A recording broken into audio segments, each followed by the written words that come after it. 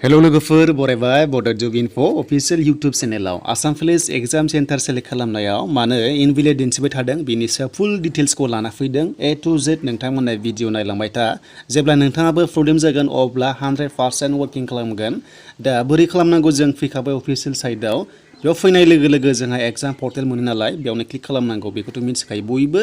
दा बेफोरबादि जाहोननि थाखाय एग्जाम सेन्टार सेलेक्ट खालामनो हायाखैमोन एबा इनभेलिड दिन्थिबाय थादोंमोन दा बेखायनो बे एग्जाम कमन पर्टेलाव क्लिक खालामनाय लोगो लोगो जोंहा पेजआ गेवना फैयो आरो जों सिगांनि आइडिजों जों रिकभारि खालामनो हायो बोरै खालामनो हायो बेखौबो नायनांगोन एबा जायफ्रा प्रब्लेम जायाखै नोंथांमोनाथ' डाइरेक्ट जाखागोन बेयाव नाय नोंथांमोना in case of multiple application date means नोंथांमोना जायफ्रा डाबल रेजिस्टार खालामदोंमोन बेबायदि प्रब्लेमा जादों ओंखायनो लास्टआव जि मोननाय आइडि बेजोंसो रिकभारि खालामनो हायो एबा नोंथांमोना एग्जाम सेन्टारखौ सेलेक्ट खालामनो हायो आरो बेखौबो मोनाबा बोरै मोनगोन बेनि सायावबो डिटेल्सखौ होगोन नोंथांमोना जास्ट भिडिअ नायग्रोजोब बेनिफ्राय लास्टआवसो कमेन्ट्सखौ खालामबानो जाबाय आरो नोंथाङा भिडिअ नायनानै मोजां मोनोबा लाइक खालामनो हागोन कमेन्ट्स खालामनो हागोन आरो चेनेलाव गोदानै फैदोंब्लाबो साबस्क्राइब खालामना लानो हागोन दा ओंखायनो जों बे आइडिजों जायफ्रा रिकभारि खालामनो हायाखै बा एग्जाम सेन्टार सेलेक्ट खालामनो हायाखै इनभेलिड दिन्थिदों अब्ला नैबे टल फ्रि नाम्बाराव कल खालामनो होयोमोन बाट इगनर खालाम बेखौहाय इसेबां रेसपन्स होआखै कलखौनो रिसिभ खालामाखै होननानै गोबां कमप्लेन फैदों कमेन्ट्सआव दा बे खालामनांगौनि गोनांथि गैया जास्ट नोंथांमोना रिकभारि खालामनो हायो अपसन फैबाय दा नोंथांमोना एबियानो जा इउबियानो जा एसएयानो जा जि एग्जाम सेन्टार सेलेक्ट खालामनायाव प्रब्लेम जादोंब्ला अब्ला नोंथांमोना भिडिअखौल' जोबजासिम नाय दा बेयाव मोनसे आइडि होबाय जाय आइडिया एग्जाम सेन्टार सेलेक्ट खालामनो हायाखैमोन बेयाव आं गासैबो अके होबाय सिगांनि आइडिखौ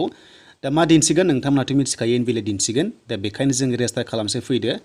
दा जों रेजिस्टार खालामबाय जों रेजिस्टार अप्सनाव थुना होबाय आरो बेयाव दिन्थिगोन इनभेलिड दिन्थिगोन दा ओंखायनो बेबायदि दिन्थियोबा थ' नोंथांमोना मा खालामनो हायो बेयाव नाय बेयाव नुनो मोन्दों इनभेलिड दिन्थिबाय थायो बेबायदि गोबां प्रब्लेम जादोंमोन बेखायनो लास्ट डेटखौ 3 मार्चसिम हरदों एसआइनिखौ खालामना ला थाबैनो जुदि खालामाखैबा दा बेबायदि प्रसेसआव जायफ्रा इनभेलिड दिन्थिदों बेक फैनानै मा खालामनो हायो जायखिजाया मोनसे अपसन लानो हायो बेयाव नोंथांमोना एप्लिकेशन पर्टेलाव क्लिक खालामनाय बेयाव खालामनाय लोगो लोगो साइटआ दायो बन्द जाथ'दों एक्टिभ जाथ'वाखै दा दिनैनिफ्रायसो जागोन 3 PM निफ्राय जागोन आरो लिंकआ होफिनगोन जे गोदान एप्लाइ खालामनो हागोन जायफ्रा खालामाखै जे जोंहा एपिआर ओंखारदोंमोन बेयाव बाट बेखौ दोनथ'नानै जोङो बे एडमिट कार्ड डाउनलड पर्टेलाव क्लिक खालाम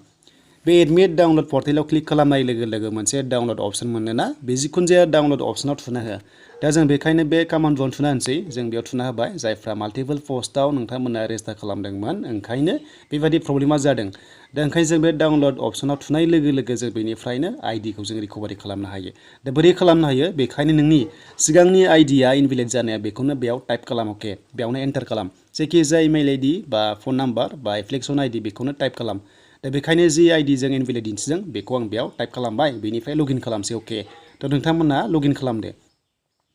थ' लगइन खालामनाय लोगो लोगो बेयाव मोनसे दिन्थिगोन अफिशियेल साइटआवनो स्क्रिनाव दिन्थिगोन मोजाङै नाय एप्लिकेसन नोंथांमोना मोजाङै नाय जायफ्रा इनभेलिड दिन्थिदों बेयाव नाय You have applied multiple times नो माने जायफ्रा multiple times एप्लाइ खालामदों बेबायदि प्रब्लेम जादों बेखायनो बेयाव नायदो सेम आइडि नङा लास्टआव मोनसे 79 आइडि ओंखारबाय बेसो गोदान लेटेस्ट आइडि अके बे आइडिजोंनो नोङो एग्जाम सेन्टारखौ सेलेक्ट खालामनो हासिगोन आरो लाइफ टाइम नोंनि आइडिया बेसो जासिगोन सिगांनिया नङा नोंथांमोना आन्दायनांला बेयाव मोनसे गोदान आइडि ओंखारबाय नै बे आइडिजोंसो नोंथांमोना एग्जाम सेन्टारखौ सेलेक्ट खालामनो हासिगोन दहाय जों इनभेलिड दिन्थिनाया बेयाव फाइनालि एग्जाम सेन्टार सेलेक्ट खालामनो हागोन नोंथांमोना नायलांबाय था दा बेखायनो आं बे आइडिखौ कपि खालामबाय बेनिफ्राय जों बेक थांनानै जों एग्जाम सेन्टार सेलेक्ट खालामनाय प्रसेसआव थांफिननोसै बेयाव फैनाय लोगो लोगो जोंहा एग्जाम सेन्टारखौ सेलेक्ट खालामनो हायो दा नाय नोंथांमोना एग्जाम सेन्टारखौ सेलेक्ट खालामसै बेयाव नायदो दा जों एप्लिकेसन नाम्बारखौ बेयाव टाइप खालामफिनबाय बेनिफ्राय सेम नेम बेनिफ्राय जन बसुमतारिमोन बिथाङा दा फाइनालि जाबाय दा जों आइडिया मोननै मोनबाय नालाय 79 खौ जों लाना फैबाय अके जों लेटेस्ट 79 आइडिखौ लाना फैबाय जि जों मोनदोंमोन रिकभारि खालामनानै दा बेजों फाइनालि बेयाव गेवसिगोन दा बेखायनो बेयाव